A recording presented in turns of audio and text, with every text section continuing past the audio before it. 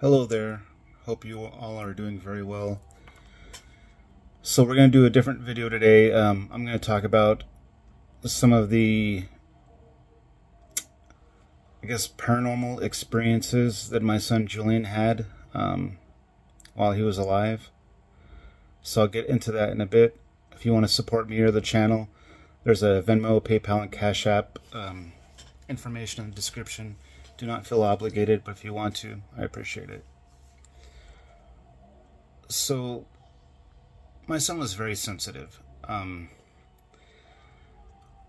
the experiences were very interesting. So the first one, my wife was giving him a bath. This is about a month before he turned 3. So she was giving him a bath, and I was there hanging out with him.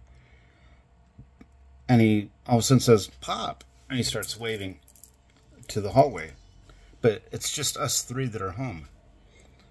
Pop is my father. That's what he called my father.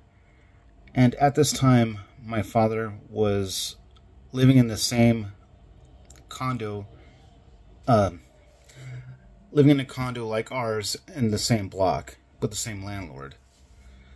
But he was basically in a coma. He was on his way out and was going to be gone in about a week. So my son said, "Pop." And he's looking and he's waving, and I think he said a few things, and he just, kept saying "Pop," like he was talking to my dad. So this has to be probably like late January, because my dad passed away February 3rd, 2016. So that was the first experience. And he was clearly looking at something that wasn't there, and he was engaged. So that was interesting. When he was about 5, or maybe late 4, he was taking a bath again, and then all of a sudden he goes, "Who is that guy? Who is he?" And he starts drying himself off, and he runs to my room, and he's looking for this person. And he keeps asking us, "Where is he?" And we don't know who he's talking about. We didn't see anything. And he described an older man who was tall, skinny, with white hair. And I didn't know too much of what to think about it. So later on that day, I took him to James Games. We walked, because it was close, to an arcade in Upland. And I asked him, "So what exactly did you see?" And he basically repeated himself, word for word. He didn't change his story. He said that he saw an older man, tall, who was inside of our house and walked to the master bedroom.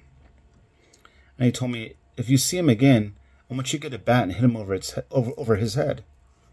And I said, "Well, why would I do that?" And he said, "Well, he's inside of our house. We don't know who he is, and he didn't knock." I was like, "Oh, okay. That's interesting." So the third experience, this is about, I would say, a month or 2 before he passed away. We're in the living room, and we're kind of chilling on the couch. Everybody's watching TV, but I'm listening to music on my phone, and I have my headphones on. And he kind of nudges me, and I said, "Yeah." He's like, "Can you go get me some water?" I'm like, "Oh, okay." I mean, we're the same amount of feet away from the water, but I understand laziness sometimes. I'll get your water for you.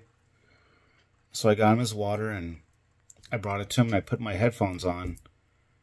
And then I see my wife, talking to me and pointing to me. So I take off my earphones, and she says, do you know what he's saying? Listen to what he's saying."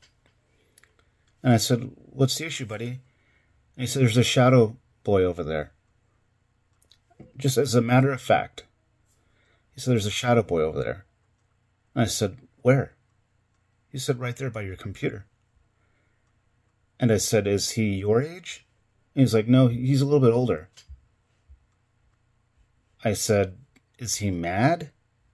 He said, "No, he's just looking at me." And I said, "Oh, okay." And I think I just prayed, that God would protect my house and my home, and I didn't really know what to think of it, but he wasn't really scared. It was just like he could see something. And what's interesting is the first 2 times that he saw something, he saw it like us, like, you know, humans. There was nothing special about it. But the 3rd time he said, there's a shadow boy over there. So obviously it was a black mass that he could see through, or that was solid, but it wasn't like us, which is interesting. So I told a friend of mine who's from Cambodia, born in Cambodia. So, you know, we all have different cultures, and I told her the story, and she didn't really respond. But when my son died, you know, I think we brought up the paranormal stuff again. And she told me that she didn't like that story. And the reason why is, in their culture, if you see like a black mass or something like that, it means basically you're on your way out, you're going to go. So that's something that I think about now, you know, now that my son's gone. Maybe it was just a coincidence. I don't know, but my son was very sensitive. He saw things, you know. He could feel things. He was just a very sensitive boy. A very good-natured, loving, delicate boy who I miss very, very much. So those are the stories of my son's paranormal experiences. Maybe in another video I'll share a couple of mine. Not the ones from the hospital. Well, thank you for watching.